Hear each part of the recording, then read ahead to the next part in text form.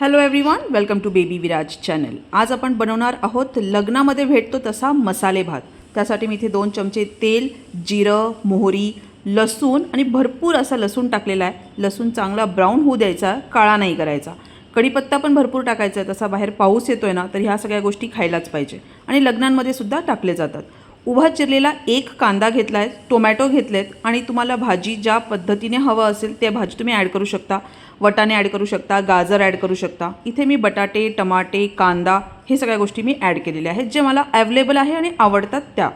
आता मसाल्यांमध्ये इथे अर्धा चमचा हळद, 1 चमचा धणे पावडर, 1 चमचा लाल तिखट पण ती फक्त कलरपुरती आणि 1.5 चमचा इथे काळा मसाला टाकलेला आहे मी। चांगलं मिक्स करून घेऊया आणि छान परतवून घेऊया।